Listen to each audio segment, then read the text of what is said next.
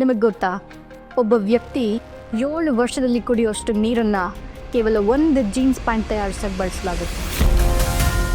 ಪ್ರತಿ ಸೆಕೆಂಡ್ಗೂ ಒಂದೊಂದು ಟ್ರಕ್ ಲೋಡಷ್ಟು ಬಟ್ಟೆಗಳು ಕಸದ ರಾಶಿಗೆ ಸೇರ್ತಾ ಇದೆ. ಫ್ಯಾಷನ್ನ ಹೆಸರಲ್ಲಿ ನಾವು ಪ್ಲಾಸ್ಟಿಕ್ನ ಧರಿಸ್ತಿದ್ದೀವ. ಜಾಗತಿಕವಾಗಿ 20% ನೀರಿನ ತ್ಯಾಜ್ಯ ಬರ್ತಾ ಇರೋದು ಈ ಫ್ಯಾಷನ್ ಇಂಡಸ್ಟ್ರಿಯಿಂದ. ರಿಪೀಟೆಡ್ ಆಗಿ ಬಟ್ಟೆಗಳನ್ನ ಧರಿಸಿದ್ರೆ ಅದು ಕ್ರೈಮ್ ಆಗುತ್ತಾ? ವೀಕ್ಷಕರೇ, 3F's ಕನ್ನಡಕ್ಕೆ ಸ್ವಾಗತ. ಅತಿ ವೇಗವಾಗಿ ಕಡಿಮೆ ಬೆಲೆಯಲ್ಲಿ ಸ್ಟೈಲಿಶ್ ಹಾಗೂ ಟ್ರೆಂಡಿ ಕಾಣುವ ಕಡಿಮೆ ಕ್ವಾಲಿಟಿಯ ಬಟ್ಟೆಗಳನ್ನ ಮಾರುಕಟ್ಟೆಗೆ ತರೋದು, ಹಾಗೆ ಅಷ್ಟೇ ವೇಗದಲ್ಲಿ ಆ ಟ್ರೆಂಡನ್ನು ಬದಲಾಯಿಸೋದು. ಇದು ಎಷ್ಟು ವೇಗವಾಗಿರುತ್ತಂದರೆ ಪ್ರತಿ 15 ದಿನಗಳಿಗೆ ಈ ಟ್ರೆಂಡ್ ಬದಲಾಗ್ತಿರುತ್ತೆ. ವೀಕ್ಷಕರೇ, ದೊಡ್ಡ ದೊಡ್ಡ ಬ್ರ್ಯಾಂಡ್ಗಳು ಬೇರೆ ಬೇರೆ ದೇಶಗಳಲ್ಲಿ ಫ್ಯಾಷನ್ ಶೋಗಳನ್ನ ನಡೆಸ್ತಾರೆ. ಇದರಲ್ಲಿ ಈ ಮಾಡೆಲ್ಸ್ಗಳು ಧರಿಸುವಂತಹ ಡಿಸೈನರ್ ಬಟ್ಟೆಗಳನ್ನೇ ಈ ಫಾಸ್ಟ್ ಫ್ಯಾಷನ್ ಕಂಪ್ನಿಗಳಾದ ಝಾರಾ, H&M, ಫಾರೆವರ್ 21 ಹಾಗೆ ಹಲವು ಕಂಪನಿಗಳು ಟ್ರೆಂಡ್ನ ಹೆಸರಲ್ಲಿ ಇದೇ ಡಿಸೈನರ್ ಬಟ್ಟೆಗಳನ್ನ ಮಾರುಕಟ್ಟೆಗೆ ತರ್ತಾರೆ. ಈ 25 ವರ್ಷಗಳಲ್ಲಿ ಫ್ಯಾಷನ್ ಇಂಡಸ್ಟ್ರಿಯ ಬೆಳವಣಿಗೆ ನೋಡ್ತಿದ್ರೆ ಅಚ್ಚರಿಯಾಗುತ್ತೆ. ಈ ಗ್ರಾಫ್ನ ಗಮನಿಸಿ. 1900ರಿಂದ 1950ರವರೆಗೂ ನಿಧಾನವಾಗಿ ಬೆಳೀತಾ ಇದ್ದ ಫ್ಯಾಷನ್ ಇಂಡಸ್ಟ್ರಿ ಕಳೆದ 25 ವರ್ಷಗಳಲ್ಲಿ 230% ಅಂದರೆ $1 ಟ್ರಿಲಿಯನ್ ಇಂದ $3.3 ಟ್ರಿಲಿಯನ್ ಅಷ್ಟು ಈ ಮಾರುಕಟ್ಟೆ ಬೆಳೆದಿದೆ. ಇದಕ್ಕೆಲ್ಲ ಕಾರಣ ಈ ಫಾಸ್ಟ್ ಫ್ಯಾಷನ್. 80-90ರ ದಶಕದಲ್ಲಿ ಜನರು ಉತ್ತಮ ಕ್ವಾಲಿಟಿಯ ಬಟ್ಟೆಗಳನ್ನ ಕೊಂಡ್ಕೊಂಡು ವರ್ಷಾನ್ಗಟ್ಲೆ ಹಾಕ್ತಿದ್ರು. ಅಷ್ಟೇ ಯಾಕೆ, ನಾವುಗಳೇ ಹಬ್ಬಗಳಿಗೆ, ವಿಶೇಷ ಸಂದರ್ಭಗಳಿಗೆ ಅಥವಾ ಹುಟ್ಟುಹಬ್ಬಕ್ಕೆ ಅಂತ ಹೊಸ ಬಟ್ಟೆಗಳನ್ನ ಖರೀದಿ ಮಾಡ್ತಿದ್ವಿ. ಅದನ್ನು ಬಿಟ್ಟರೆ ಅಗತ್ಯವಿರುವಾಗ ಅಂದರೆ ಚಳಿಗಾಲಕ್ಕೆ ಸ್ವೆಟರ್, ಮಫ್ಲರ್, ಬೇಸಿಗೆಯಲ್ಲಿ ಕಾಟನ್ ಬಟ್ಟೆಗಳನ್ನ ಖರೀದಿಸಿ ವರ್ಷಾನ್ಗಟ್ಲೆ ಬಳಸ್ತಿದ್ವಿ. ಹೀಗೆ ವರ್ಷದಲ್ಲಿ 5-6 ಸಲ ಅಥವಾ ಇನ್ನೂ ಕಡಿಮೆ ಸಲ ಅಗತ್ಯವಿರುವಾಗ ಮಾತ್ರ ಬಟ್ಟೆಗಳನ್ನ ಖರೀದಿ ಮಾಡ್ತಾ ಇದ್ವಿ. ನಾವು ವರ್ಷದಲ್ಲಿ ಬರೀ 5-6 ಸಲ ಮಾತ್ರ ಬಟ್ಟೆಗಳನ್ನ ಖರೀದಿ ಮಾಡ್ತಿದ್ರೆ ಈ ಬಟ್ಟೆ ತಯಾರಿಸೋ ಕಂಪ್ನಿಗಳು ಲಾಭ ಮಾಡೋಕ್ಕೆ ಹೇಗೆ ಸಾಧ್ಯ? ಒಬ್ಬ ವ್ಯಕ್ತಿ ಬರೀ ಟ್ರೆಂಡಿ ಬಟ್ಟೆಗಳನ್ನೇ ಮಾರಿ ಪ್ರಪಂಚದಲ್ಲಿರೋ ಶ್ರೀಮಂತರ ಪಟ್ಟಿಗೆ ಸೇರೋಕ್ಕೆ ಸಾಧ್ಯ ಆಗ್ತಿತ್ತಾ? ಇದೇ ಕಾರಣದಿಂದ ಜನರಲ್ಲಿದ್ದ ಆಗೊಮ್ಮೆ ಈಗೊಮ್ಮೆ ಖರೀದಿ ಮಾಡುವ ಅಭ್ಯಾಸವನ್ನು ಬದಲಾಯಿಸಿ ಪ್ರತಿ ತಿಂಗಳಿಗೋ ಅಥವಾ ಅಗತ್ಯಕ್ಕಿಂತ ಹೆಚ್ಚು ಬಟ್ಟೆಗಳನ್ನ ಖರೀದಿ ಮಾಡುವಂತೆ ಮಾಡಿದ್ದು ಈ ಫಾಸ್ಟ್ ಫ್ಯಾಷನ್ ಎಂಬ ಟ್ರೆಂಡ್. ಈಗಂತೂ ನಾವು ಹಾಕೋ ಬಟ್ಟೆಗಳು ಸ್ಟೇಟಸ್ ಸಿಂಬಲ್ ಆಗಿದೆ. ಅಗತ್ಯಕ್ಕೆ ತಕ್ಕಂತೆ ಹಾಕಿದರೆ ಅಥವಾ ರಿಪೀಟೆಡ್ ಆಗಿ ಬಟ್ಟೆಗಳನ್ನ ಹಾಕಿದರೆ ನಾವೇನೋ ತಪ್ಪು ಮಾಡ್ತಿದ್ದೀವಿ ಅಥವಾ ಕ್ರೈಮ್ ಆಗ್ತಿದೆ ಅನ್ನೋ ರೀತಿ ಈ ಸಮಾಜ ನೋಡುತ್ತೆ. ಅಷ್ಟೇ ಯಾಕೆ, ಫ್ರೆಂಡ್ ಸರ್ಕಲಲ್ಲಿ ಏನು ಹೇಳ್ತಾರೋ, ಇನ್ಸ್ಟಾಗ್ರಾಮ್, ಫೇಸ್ಬುಕ್ನಲ್ಲಿ ಏನು ಕಾಮೆಂಟ್ಸ್ ಬರುತ್ತೋ ಅಂತ ನಾವು ಯೋಚನೆ ಮಾಡ್ತೀವಿ. ಇದಕ್ಕೆಲ್ಲನೂ ಈ ಫಾಸ್ಟ್ ಫ್ಯಾಷನ್ ಕಾರಣ ಆಗಿದೆ. ವೀಕ್ಷಕರೇ, ಈ ಫಾಸ್ಟ್ ಫ್ಯಾಷನ್ ಕಂಪ್ನಿಗಳು ಫಾಲ್ಸ್ ಅಡ್ವರ್ಟೈಸಿಂಗ್ನ ಬಳಸಿ ಜನರು ಬರೋ ಎಲ್ಲ ಟ್ರೆಂಡ್ಸ್ಗಳನ್ನ ಫಾಲೋ ಮಾಡಿ ಹೆಚ್ಚು ಬಟ್ಟೆಗಳನ್ನು ಖರೀದಿ ಮಾಡುವಂತೆ ಮಾಡ್ತಿದೆ. ಸುಳ್ಳು ಜಾಹೀರಾತುಗಳನ್ನು ನೀಡೋದು, ಸೆಲೆಬ್ರಿಟಿಗಳು, ಇನ್ಫ್ಲೂಯೆನ್ಸರ್ಸ್ಗಳ ಮೂಲಕ ಬ್ರ್ಯಾಂಡೆಡ್ ಬಟ್ಟೆಗಳನ್ನ ಕೊಂಡುಕೊಳ್ಳುವಂತೆ ಉತ್ತೇಜಿಸೋದು, ಸ್ಪೆಷಲ್ ಕಲೆಕ್ಷನ್ಸ್, ಲಿಮಿಟೆಡ್ ಎಡಿಷನ್ ಅನ್ನೋ ಪದಗಳನ್ನು ಬಳಸಿ ಜನರು ಬಟ್ಟೆಗಳನ್ನ ಖರೀದಿ ಮಾಡಲೇಬೇಕು ಅನ್ನೋ ಭಾವನೆಯನ್ನು ಉಂಟು ಮಾಡೋದು, ಗ್ರೀನ್ ವಾಷಿಂಗ್ ತಂತ್ರಗಳು ಅಂದರೆ ಈಕೋ ಫ್ರೆಂಡ್ಲಿ, ಸಸ್ಟೈನಬಲ್, ರೀಸೈಕಲ್ಡ್ ಎಂಬ ಸುಳ್ಳು ಲೇಬಲ್ಗಳನ್ನ ಬಳಸಿ ಜನರನ್ನು ತಮ್ಮೆಡೆಗೆ ಸೆಳೀತಾರೆ.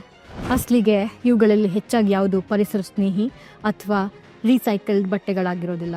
ಇದೆಲ್ಲ ಸರಿ, ಈ ಕಂಪ್ನಿಗಳು ಫಾಸ್ಟ್ ಫ್ಯಾಷನ್ನ ಹೆಸರಲ್ಲಿ ಬಟ್ಟೆಗಳನ್ನ ಕಡಿಮೆ ಬೆಲೆಗೆ ಯಾಕೆ ಕೊಡ್ತಾರೆ ಮತ್ತು ಹೇಗೆ ಕೊಡೋಕ್ಕೆ ಸಾಧ್ಯ? ಕಂಪ್ನಿಗಳ ಒಂದು ಸಿಂಪಲ್ ಲಾಜಿಕ್ ಏನಂದರೆ, ಅತಿ ವೇಗವಾಗಿ ಕಡಿಮೆ ಕ್ವಾಲಿಟಿಯ ಬಟ್ಟೆಗಳನ್ನ ಹೊಸ ಟ್ರೆಂಡ್ ಅನ್ನೋ ಹೆಸರಲ್ಲಿ ಮಾರುಕಟ್ಟೆಗೆ ತರ್ತಾರೆ. ಹೊಸ ಟ್ರೆಂಡ್ ಅಂದರೆ ಜನರು ಹೆಚ್ಚಾಗಿ ಆಕರ್ಷಿತರಾಗ್ತಾರೆ, ಹಾಗೆ ಖರೀದಿನೂ ಮಾಡ್ತಾರೆ. ಇಲ್ಲಿ ಕಂಪ್ನಿಗಳು ಕೇವಲ ಟ್ರೆಂಡ್ನ ಮೇಲೆ ಗಮನ ಕೊಡ್ತಾರೆ ಹೊರತು ಯಾವುದೇ ಕ್ವಾಲಿಟಿ ಮೇಲಲ್ಲ. ಇದೇ ಕಾರಣದಿಂದ ನಾವು ಖರೀದಿಸೋ ಬಟ್ಟೆಗಳ ಗುಣಮಟ್ಟ ಕಡಿಮೆ ಆಗಿದೆ. ವರ್ಷದಲ್ಲಿ 4 ಕಲೆಕ್ಷನ್ಸ್ಗೆ ಸೀಮಿತವಾಗಿದ್ದ ಈ ಫಾಸ್ಟ್ ಫ್ಯಾಷನ್ ಕಂಪ್ನಿಗಳು ಈಗಂತೂ ಟ್ರೆಂಡ್ನ ಹೆಸರಲ್ಲಿ ವರ್ಷಕ್ಕೆ 12 ಕಲೆಕ್ಷನ್ಸ್, ಕೆಲವಂತೂ 24 ಕಲೆಕ್ಷನ್ಗಳನ್ನೇ ಮಾಡಿ ಕಡಿಮೆ ಕ್ವಾಲಿಟಿಯ ಬಟ್ಟೆಗಳನ್ನ ಕೈಗೆಟ್ಕೋ ಬೆಲೆಗೆ ಕೊಡ್ತಾ ಇವೆ. ಹೊಸ ಹೊಸ ಟ್ರೆಂಡ್ಗಳು, ಡಿಸೈನರ್ ಕಲೆಕ್ಷನ್ಸ್, ಸ್ಟೈಲಿಶ್ ಬಟ್ಟೆಗಳು, ಅಬ್ಬಾ ಎಷ್ಟು ಸುಂದರವಾಗಿದೆ ಅಲ್ಲ ಈ ಫಾಸ್ಟ್ ಫ್ಯಾಷನ್ನ ಜಗತ್ತು. ಈ ಸುಂದರವಾದ ಜಗತ್ತಿಗೆ ಒಂದು ಕರಾಳ ಮುಖ ಕೂಡ ಇದೆ. ಇದನ್ನು ತಿಳಿಯೋ ಮೊದಲು ನಮ್ಮ ಚಾನೆಲ್ನ ದಯವಿಟ್ಟು ಸಬ್ಸ್ಕ್ರೈಬ್ ಮಾಡಿ. ವೀಕ್ಷಕರೇ, ನೀವಿಲ್ಲಿ ನೋಡ್ತಾ ಇರೋದು ಚಿಲಿ ದೇಶದ ಅಟಕಾಮ ಮರಳು ಭೂಮಿ. ಅರೆ, ಮರಳಿನ ಬದಲಾಗಿ ಬರೀ ಬಟ್ಟೆಗಳ ರಾಶಿನೇ ಕಾಣಿಸ್ತಿದೆ ಅಲ್ವಾ? ಇಲ್ಲಿ ನಾವು ಧರಿಸಿದ್ದು ಧರಿಸದೇ ಇದ್ದಿದ್ದು ಸ್ಟೋರ್ಗಳಲ್ಲಿ ಸೇಲ್ ಆಗಿದ್ದು, ಸೇಲ್ ಆಗದೆ ಉಳಿದಿದ್ದು, ಚಾರಿಟಿ ಅನ್ನೋ ಹೆಸರಲ್ಲಿ ದಾನವಾಗಿ ಕೊಟ್ಟಿದ್ದು, ಹೊಸದು ಹಳೇದು, ಹೀಗೆ ಜಗತ್ತಿನಾದ್ಯಂತ ಎಲ್ಲ ಬಟ್ಟೆಗಳ ರಾಶಿ ಇಂಥ ಲ್ಯಾಂಡ್ ಫಿಲ್ಗೆ ಬಂದು ಸೇರ್ತಾ ಇದೆ. ಹೀಗೆ ಸೃಷ್ಟಿಯಾಗಿರುವಂತಹ ಲ್ಯಾಂಡ್ ಫಿಲ್ಗಳಲ್ಲಿ ಅತಿ ದೊಡ್ಡದು ಇದೆ ಅಟಕಾಮ ಮರಳು ಭೂಮಿ. ಸುಮಾರು 750 ಹೆಕ್ಟೇರ್ ಪ್ರದೇಶದಲ್ಲಿ ಬರೀ ಬಟ್ಟೆಗಳ ರಾಶಿನೇ ಇದೆ. ಇದನ್ನ ಸ್ಪೇಸ್ನಿಂದ ಕೂಡ ನೋಡ್ಬೋದು. ಅಷ್ಟೇ ಅಲ್ಲದೆ ಜಾಗತಿಕವಾಗಿ 10% ಕಾರ್ಬನ್ ಡೈಆಕ್ಸೈಡ್ನ ಕೇವಲ ಈ ಫಾಸ್ಟ್ ಫ್ಯಾಷನ್ ಇಂಡಸ್ಟ್ರಿ ಒಂದೇ ಸೃಷ್ಟಿಸ್ತಾ ಇದೆ. 2013ರಿಂದ ಫಾಸ್ಟ್ ಫ್ಯಾಷನ್ನ ಬ್ರ್ಯಾಂಡ್ ಆದಂಥ H&M ಪ್ರತಿ ವರ್ಷ ಸುಮಾರು 12 ಟನ್ನಷ್ಟು ಸೇಲ್ ಆಗದೆ ಇರೋ ಬಟ್ಟೆಗಳನ್ನ ಸುಟ್ಟು ಹಾಕ್ತಿದ್ದಾರೆ. ಯಾಕೆ ಗೊತ್ತಾ?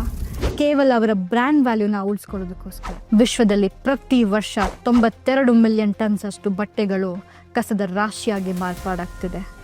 ಪ್ರತಿ ಸೆಕೆಂಡ್ಗೂ ಒಂದೊಂದು ಟ್ರಕ್ ಲೋಡಷ್ಟು ಬಟ್ಟೆಗಳು ಈ ಕಸದ ರಾಶಿಯನ್ನು ಸೇರ್ತಾ ಇದೆ. ಇದೇ ರೀತಿ ಫಾಸ್ಟ್ ಫ್ಯಾಷನ್ನ ಟ್ರೆಂಡ್ ಮುಂದುವರಿತಾ ಹೋದರೆ 2030ರೊಳಗೆ ಅಂದರೆ ಕೇವಲ 5 ವರ್ಷಗಳಲ್ಲಿ ಇದು 134 ಮಿಲಿಯನ್ ಟನ್ಸ್ ಅಂದರೆ 50% ಹೆಚ್ಚಾಗಲಿದೆ. ಈ ಟ್ರೆಂಡ್ನ ಫಾಲೋ ಮಾಡೋದ್ರಲ್ಲಿ ನಮ್ಮ ಭಾರತ ಹಿಂದೆ ಸರಿದಿಲ್ಲ. ಪ್ರತಿ ವರ್ಷ 20 ಮಿಲಿಯನ್ ಟನ್ಸ್ ಬಟ್ಟೆ ಎಸೆಯೋದ್ರಲ್ಲಿ ಚೀನಾ ಮೊದಲಿದ್ರೆ 17 ಮಿಲಿಯನ್ ಟನ್ಸ್ ಎಸೆಯೋ ಅಮೇರಿಕ 2ನೇ ಸ್ಥಾನದಲ್ಲಿದೆ. ಇನ್ನು ನಮ್ಮ ಭಾರತ ಪ್ರತಿ ವರ್ಷ 7.8 ಮಿಲಿಯನ್ ಟನ್ಸ್ ಬಟ್ಟೆಗಳನ್ನ ಕಾಂಟ್ರಿಬ್ಯೂಟ್ ಮಾಡ್ತಾ ಇದೆ.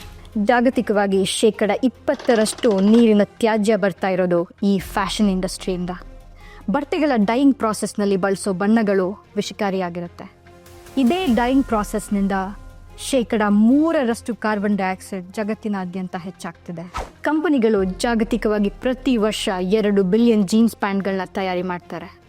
ಒಬ್ಬ ವ್ಯಕ್ತಿ 7 ವರ್ಷಗಳಲ್ಲಿ ಕುಡಿಯೋಷ್ಟು ನೀರನ್ನು ಕೇವಲ 1 ಜೀನ್ಸ್ ಪ್ಯಾಂಟ್ನ ತಯಾರಿಸೋಕ್ಕೆ ಬಳಸಲಾಗುತ್ತೆ. ಅಂದರೆ 7,000 ಲೀಟರ್ ನೀರನ್ನು ಒಂದೇ ಜೀನ್ಸ್ ಪ್ಯಾಂಟ್ಗೆ ಬಳಸ್ತಾರೆ. ಹಾಗೆ 2,700 ಲೀಟರ್ ನೀರನ್ನು ಬಳಸಿ ಒಂದೇ ಟೀ ಶರ್ಟ್ನ ತಯಾರಿಸ್ತಾರೆ. ಇನ್ನು 1 kg ಹತ್ತಿ ಬೇಕಂತಾದರೆ 10,000ದಿಂದ 20,000 ಲೀಟರ್ ನೀರು ಬಳಕೆ ಆಗುತ್ತೆ. ವೀಕ್ಷಕರೇ, ನಾವು ಫ್ಯಾಷನ್ ಅನ್ನೋ ಹೆಸರಲ್ಲಿ ಪ್ಲಾಸ್ಟಿಕ್ನ ಧರಿಸ್ತಿದ್ದೇವೆ, ಹಾಗೆ ಸೇವಿಸ್ತಾನೂ ಇದ್ದೇವೆ. ನಾವು ಧರಿಸೋ ಹೆಚ್ಚು ಬಟ್ಟೆಗಳಲ್ಲಿ ಬಳಕೆ ಆಗೋದು ಪ್ಲಾಸ್ಟಿಕ್ ಮೆಟೀರಿಯಲ್ ಆದಂಥ ನೈಲನ್, ಪಾಲಿಸ್ಟರ್ ಅನ್ನೋ ಸಿಂಥೆಟಿಕ್ ಫೈಬರ್ಗಳು. ಇದು ಕ್ರೂಡ್ ಆಯಿಲ್ನ ಒಂದು ಉತ್ಪನ್ನ. ಇದನ್ನು ಬಟ್ಟೆಗಳಲ್ಲಿ ಹೆಚ್ಚಾಗಿ ಉಪಯೋಗಿಸೋಕ್ಕೆ ಕಾರಣ ಕಡಿಮೆ ಬೆಲೆಗೆ ಸಿಗುತ್ತೆ ಅಂತ. ಈ ಪಾಲಿಸ್ಟರ್, ನೈಲನ್ ಬಟ್ಟೆಗಳನ್ನ ಪ್ರತಿ ಬಾರಿ ತೊಳೆದಾಗಲೂ ನಮಗೆ ಕಾಣದಂತಹ ಸಣ್ಣ ಮೈಕ್ರೋ ಪ್ಲಾಸ್ಟಿಕ್ನ ಕಣಗಳು ಹೊರಬರುತ್ತೆ. ಪ್ರತಿ ವರ್ಷ ಸುಮಾರು 10% ಅಷ್ಟು ಮೈಕ್ರೋ ಪ್ಲಾಸ್ಟಿಕ್ನ ಕಣಗಳು ನದಿಗಳ ಮೂಲಕ ಸಮುದ್ರ ಸೇರ್ತಾ ಇದೆ. 2021ರಲ್ಲಿ ಆರ್ಕ್ಟಿಕ್ ಸಾಗರದಲ್ಲಿ 75% ಮೈಕ್ರೋ ಪ್ಲಾಸ್ಟಿಕ್ನ ಕಣಗಳು ದೊರಕಿದೆ. ಇದರಿಂದ ಜಲಚರ ಜೀವಿಗಳು ಕೂಡ ನಶಿಸಿ ಹೋಗ್ತಾ ಇದೆ.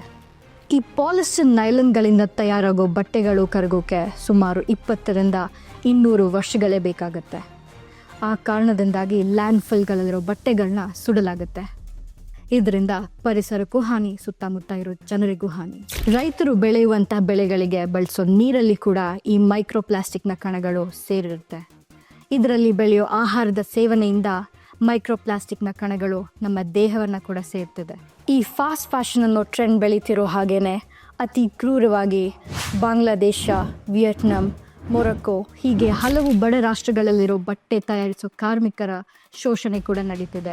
ಅಪಾಯಕಾರಿ ಕೆಲಸದ ಪರಿಸ್ಥಿತಿಗಳು, ಆಗ್ಲೋ ಈಗಲೋ ಬೀಳುವಂತಿರೋ ಕಟ್ಟಡಗಳು, ಉಸಿರಾಡೋಕ್ಕೂ ಆಗದಿರೋ ವಾತಾವರಣ, ವಿಷಪೂರಿತ ಗಾಳಿ, ಧೂಳು, ದಿನಕ್ಕೆ 14ರಿಂದ 16 ಗಂಟೆಗಳ ಕಾಲ ಕೆಲಸ, ಮಕ್ಕಳಿಂದ ದುಡಿಸ್ಕೊಳ್ಳೋದು, ಇದನ್ನೆಲ್ಲ ಯಾವ ಹ್ಯೂಮನ್ ರೈಟ್ಸ್ನವರು ಕೇಳೋದಿಲ್ಲ. ಇವರಿಗೆಲ್ಲ ಲೇಬರ್ ಲಾಸ್ಗಳು ಅಪ್ಲೈ ಆಗೋದಿಲ್ಲ.